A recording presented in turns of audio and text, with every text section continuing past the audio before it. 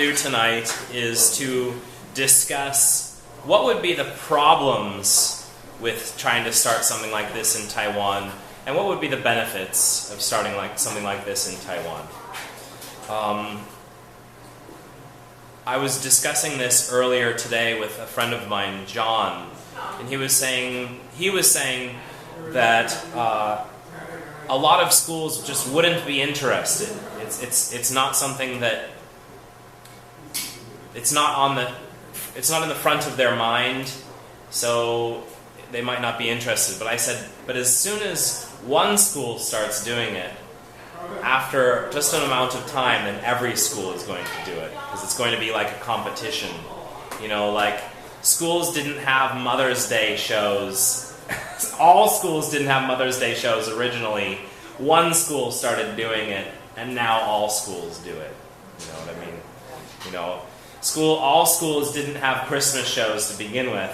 One school started doing it, and now all schools do it. So let's think in terms of what might slow this process down or stop this process completely, and what are the benefits to doing something like this.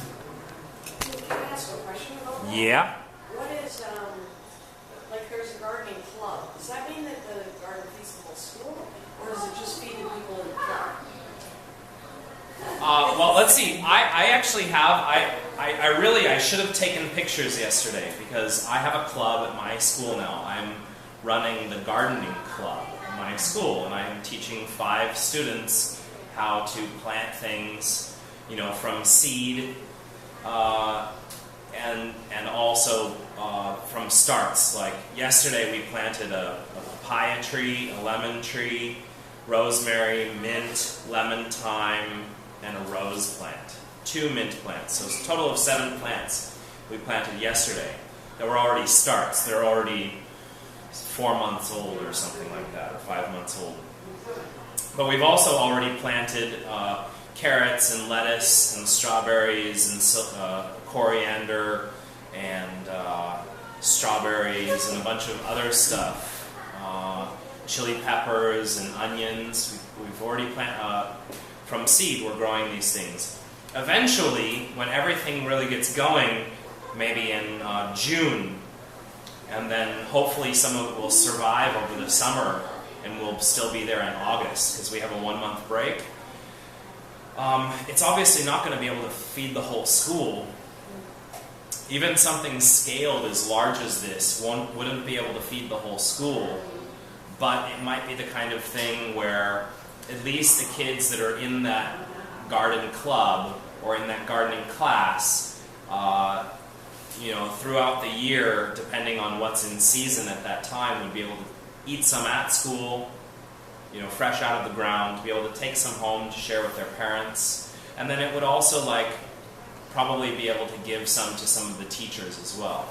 So my plan for next year is to be able to, I don't know, I'm going to have the club again and hopefully expand our garden space, and the papaya tree will grow up and start giving papayas, and we'll be able to make some simple dishes. Like I want to make salsa for the kids out of all the things that we grow. And then, you know, I think I could bring, we have a lunchroom for all the staff. A lot of the staff actually eats in their classroom, but half the staff, especially the, you know, music teachers and science teachers and art teachers, and the principal and a lot of the student academic affairs and student affairs workers eat all in one lunchroom. So I might be able to take some things in there to both give away and to share. Want me to grow a lot of mint and be able to make like pots of mint tea to put in the break rooms and stuff like that. So would it be enough to feed the whole school? No. You know, unless it was a very small school, like 50 kids or something like that. I couldn't see, like I have a work at an elementary school, and I could see the principal being interested in this kind of thing, but only if every single student in that grade, like all the grade 2s or all the grade 3s, had to participate. If she could put it into the program as an advertising for the parents kind of thing, which makes the school more enticing to send your kids to, she'd want to do it, but she wouldn't want anyone left out as in a club. There's no way she'd do it in club format. It'd have to be like every student must attend an hour of this every day, no matter what. And there's not enough space. Right. In that sort of case, yes. With like right now, what I'm doing, that's probably going to be really tight on me. What I'm doing is a club. Because that's all I have. That's all I have even the time for. I can do. I get an hour and 20 minutes per week with these 5 kids. Maybe next year more kids will join my group, and I might have 10. But I doubt it, and it's too hard to handle more than that number of kids. But if this was a class and there really was a school garden with quite a bit of space, then it would be like that. Probably not grade 2. Probably not even grade 3, maybe not even grade 4. Like, those kids seem pretty responsible. Maybe grade 4 or grade 5. Or it could be grade 6. Or it could be multiple grades. And they would have maybe 30 minutes to 40 minutes each class per week. Yeah. Evan, you wanted to say something? I don't know, looking at my daughter's school, I think it would be... I have a hard time believing like my daughter's school would be interested in putting this, to all of the students. Just because, I mean, they're giving her 10 hours of Chinese. I think that's important to give her 10 hours of Chinese. I mean, I think it's kind of soul crushing, frankly.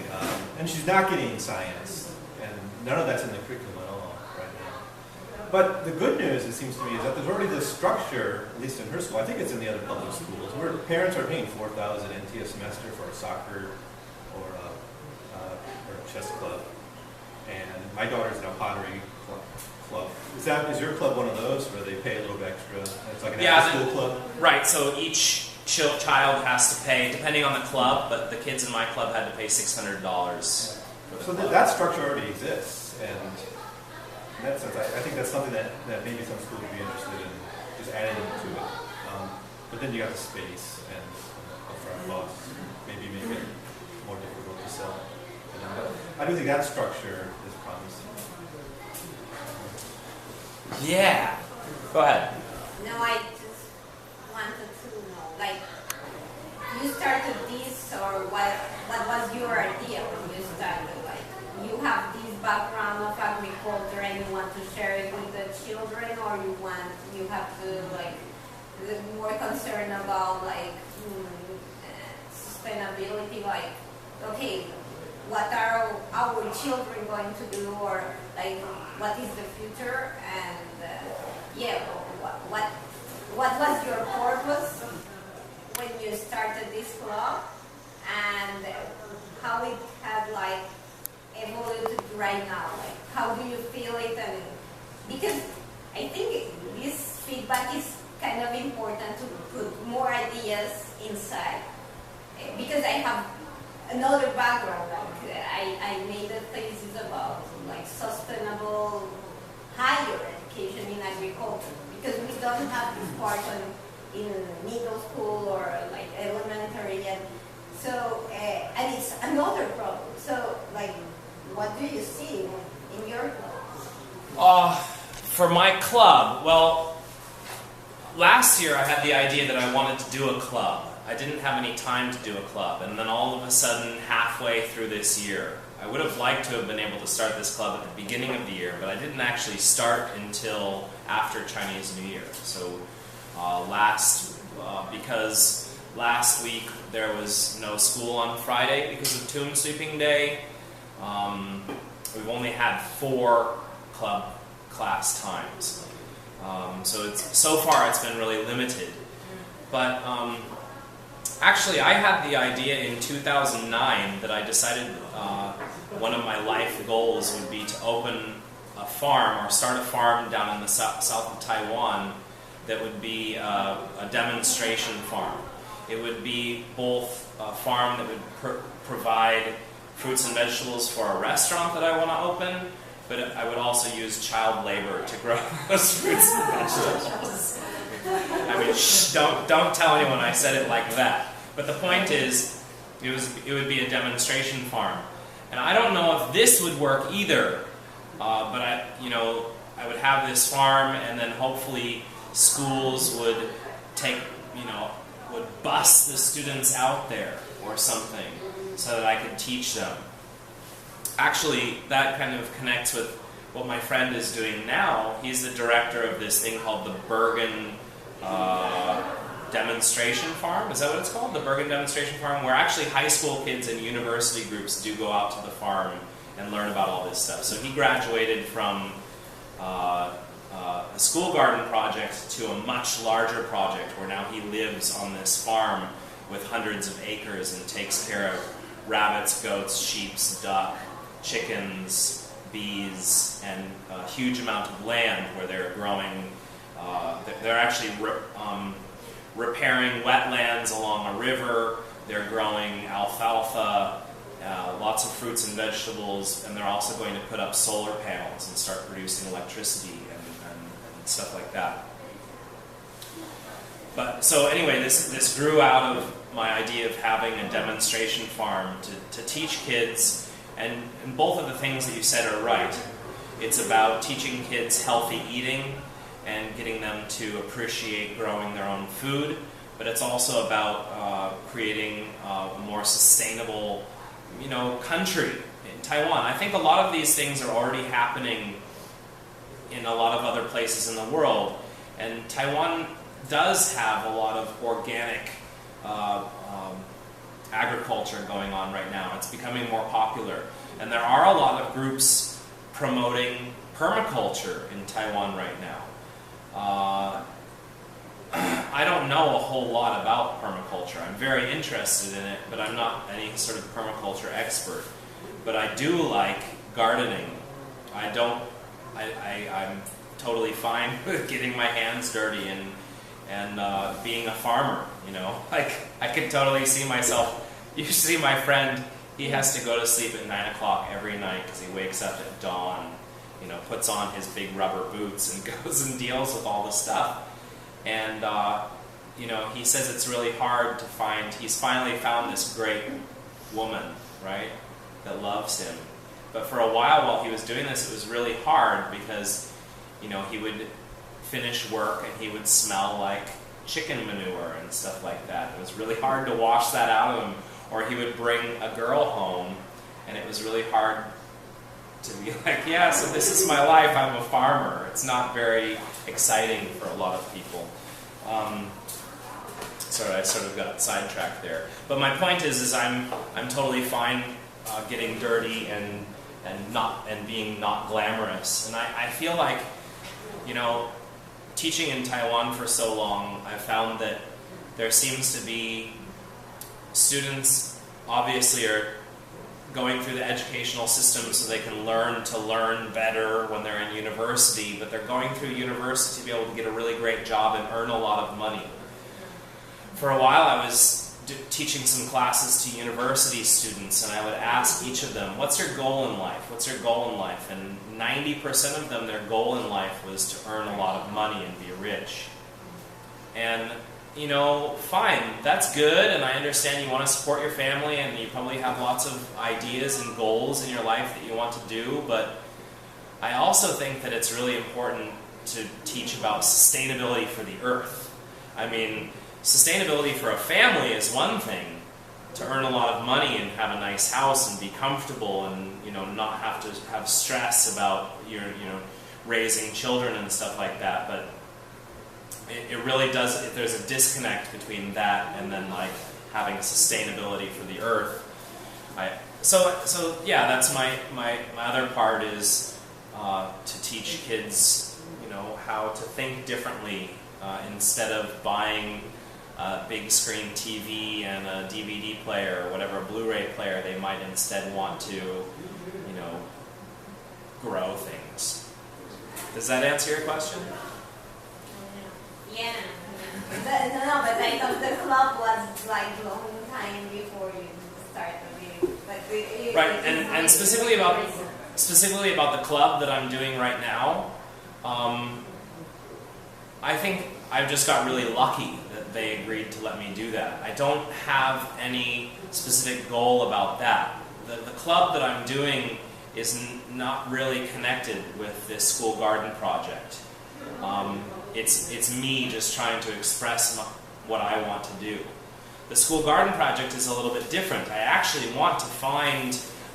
I really want to find is people who have more time than I do, and also are as motivated as I am to get something like this started. My friend John gave me a website of a woman in Taiwan that actually she does organizing and has groups that support needy children in Taiwan. Not specifically through gardening or agriculture or anything like that, but through other things, like making sure that, poor families have, all the clothes and whatever toys. I'm not exactly sure, he just was telling me about it today. But I'm hoping to contact with some very specific people and plant the idea in their mind that they would like to do something like this. So what do you see as benefits to Taiwan? Does anyone like to comment? I think I only have two examples. Yeah. Well, there's one is my daughter's school, and the other is the university I teach at. They both write down on their banners sustainability as an important value. I don't know if it's the same at your school, but these two do, but you don't see much evidence. There's a disconnect. You mentioned this, a slightly different disconnect, but I think it's at the root the same one. So you can say sustainability is a good thing, but when it comes to actually the curriculum or the policies of the school, you find out that it's really just something they put on the banner. So something like this would really help to maybe bridge that. Because I do think many people, if you talk to them, they'll say, of course, I care about sustainability. And administrators, of course, they'll care about that. And they think it's good advertising for their school, or even if it's just a good value that they agree with. But yeah, I think that's one of the things. And more broadly, I'm more to this generation that doesn't know how to fix a car, or couldn't build a house. My father can do those things, and I think I really lost something. And I only appreciate it now, and I think the next generation will be even worse in kind of disability. Maybe that's a bad term to use for that, but maybe disability. Maybe how we should start describing this. I think many of us have disabilities when it comes to repairing our cars, growing our own food, maintaining and building our own homes. I think you bring up a really good point, because this isn't necessarily, in a broader picture, this isn't just about food. This isn't just about fruits and vegetables. This is kind of just one small part of a larger permaculture idea. And the larger permaculture idea is about knowing how to repair your own stuff instead of having to buy a new one, something like that. So obviously, this isn't, if there was a school garden project, if I was able to start a school garden project, it's not something I could do by myself. And therefore, I also could not, or I don't even have the knowledge of being able to teach somebody how to repair cars or scooters and stuff like that, or fans or whatever, computers, electronics in general, or machines. But I think those kinds of things would be really great. I mean, I don't know if this is too hippie, but I can imagine, you could, maybe pay for a course. You go to this permaculture farm, but you don't just learn about food and animals and stuff like that. You also could learn about construction, repair, all the general ideas of permaculture. But one more follow-up on that. From like 4th grade to whenever they graduate, they're going to spend many, many hours on algebra, on factoring. How many of us have ever used factoring in life? I mean, maybe if you're an engineer or something. I spent so much of my life studying calculus, which I think is really cool and exciting, but I've never used it once in my life. The only math I've ever used is a little bit of division, adding, subtracting. But these kids are going to spend a whole big chunk of their life learning that stuff, and they're not learning things that they may really need. And if the doomsdayers, if the worst is going to happen ecologically, they're going to need those skills.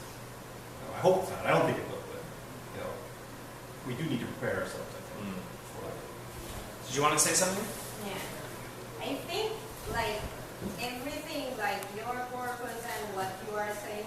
connected with like changing way of saying what is sustainability and what is education, like fitting this sustainability, because right now it's totally disconnected. Like all kinds of education, like from the beginning to higher education is totally disconnected with what we want, with our future, because everything was connected with what was before or what is right now. Like my thesis was related with this, like with how higher education can change, because right now we have another kind of issues and we have to repair them or to fix them in some way, and we are like preparing students that they are prepared like in green revolution times, and with teachers and professors that they are really prepared this revolution in the 80s, 70s, 80s. So right now, what are we doing? We are not fixing anything because everything's still the same. They are learning the same topics, the same ways of use the land. That right now we are not doing anything. And I had the opportunity to interview someone in like really close to this green revolution in Thailand, a professor related with rice. And he was like saying like this would take us like another at least 30 years to transform all these thoughts or thinking about our education and specifically for agriculture, but it's not only agriculture, it's all the topics or the disciplines are really old. And right now the problem is totally education, and that is why I was interested in your project, because right now I know some schools that they are doing this, like trying to change the way they teach children and trying to combine these like living things with these theory things, and they are called experimental schools because they are like kind of behind of the common system of schools. And I know specifically like the one in close to Shilin, they are doing this, and it's it's really good to see how they work, because they have a garden. It's not big, but anyways, is part of the school. So the children interact with their garden. They have like chicken, they have like eggs, they have like plants.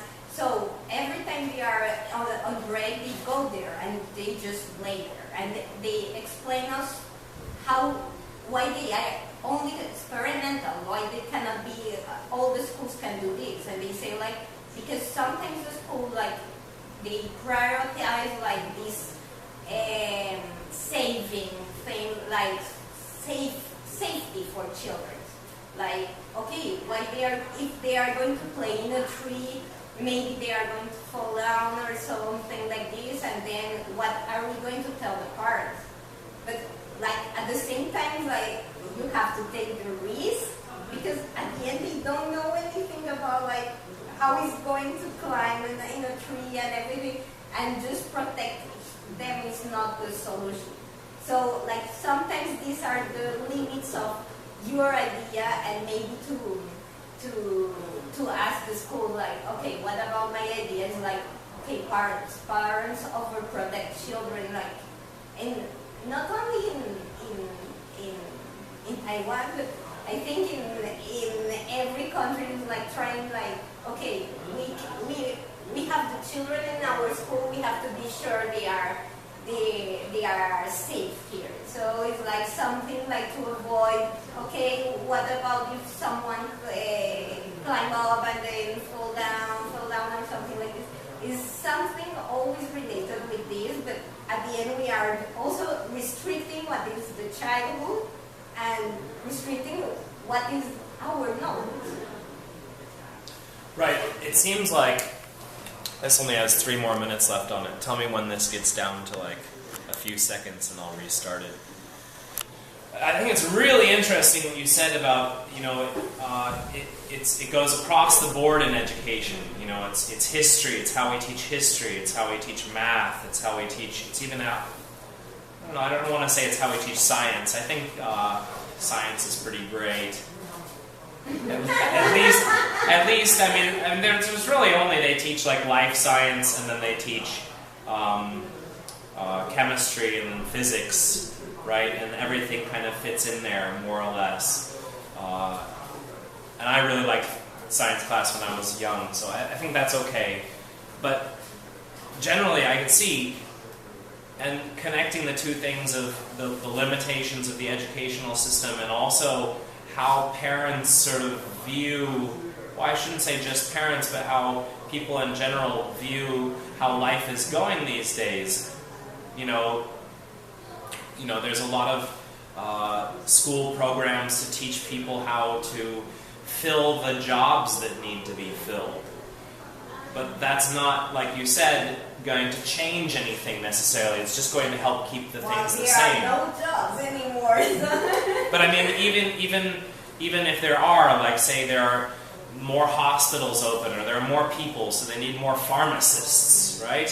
My cousin just got his master's degree in to be a pharmacist, and that's great for him. And we do need pharmacists, but it doesn't matter how many pharmacists you have in the world. It's not going to change the world in any great way. So from the education side, and then, sorry, I kind of lost it. You were just talking about. You were talking about sustainability first, and then you were talking about education. And what were you just talking about? Oh, safety. The parents. The parents, right? So it's two sides. So they're creating educational systems to fill the jobs, or even what little jobs there are. But then the parents are thinking, I don't want my kids doing anything dangerous, because they can be a pharmacist. That's safe, or they can learn internet web technologies or something like that. That's safe, right? So they don't want them going out and is it all? Yeah, 1 minute. Oh, 1 minute. They don't want them learning about, I don't know, I guess whatever it is that is going to create real change. Maybe it's not dangerous, like physically harming dangerous, like falling out of a tree, but to the mind it's dangerous because they don't understand it and there's no support behind it, right? But I think it's important, like what you said, that these things are starting to change, that there are more experimental schools, because that does start to push people out of their safety zones and stuff like that. I'm going to restart this. I'm a ganja planter, call me the ganja farmer. Deep down in the earth, me put the ganja. Babylon come and light it at a fire, me a chant. Yes, I'm a ganja planter, call me the ganja farmer. Deep down in the earth, me put the ganja. Babylon come, big stinking helicopter flow through the air. With them call it weed eater. Them never did it when me was out in water, or when me did them blind fertilizer. Yet out of the sky them spitting fire, and I'm a little youth man with a hot temper. Me dig up me stinking rocket launcher, and in the air this was the helicopter me a chant. Some ganja planter, call me the ganja farmer. Deep down in the earth we me put the ganja. Babylon come a lot it at a fire me a chant. Yes, I'm a ganja planter, call me the ganja farmer. Deep down in the earth we me put the ganja. Babylon come, yeah, tuna man. True Jaja bless I with no for good vibes, man. And true me have the hardest set of ganja in the land. Make doctors get no meditation, and so them coulda give it to them sick patient. Make chemists get no meditation, and so them coulda brew new medication. Make singers get some inspiration, and so them coulda spread your message pan the land me a chant. Yes, I'm a ganja planter, call me the ganja farmer. Deep down in the earth we me put the ganja. Babylon come a light it at a fire me a turn. Yes, I'm a ganja planter. Call me the ganja farmer. Deep down in the earth when me put the ganja. Babylon come, watch out. Come and say ganja, ganja, ganja, ganja. If you don't want to call it that, call it sensimania. If you don't want to call it that, call it marijuana. If you don't want to call it that, call it the indica. And from me bonnet in a chalice and rush it a paper. Lord, see me love me ganja. Some ganja planter. Call me the ganja farmer. Deep down in the earth, me put the ganja. Babylon come and light it at a fire me a turn. Yes, I'm a ganja planter. Call me the ganja farmer. Deep down in the earth, me put the ganja. Babylon come. Well, it's like 10,000 Babylon in one blue van. Walk up just for on this small damn ganja land. 10,000 Babylon in one blue van. Walk up just for on this. Yo, ganja planter. Call me the farmer. Deep down in the earth with me money ganja. Well, me ganja, ganja, me ganja. Loud the ganja, ganja, ganja. Me ganja, ganja, ganja. Loud the ganja. Ganja, ganja, ganja, ganja, ganja, loud ganja, ganja, ganja,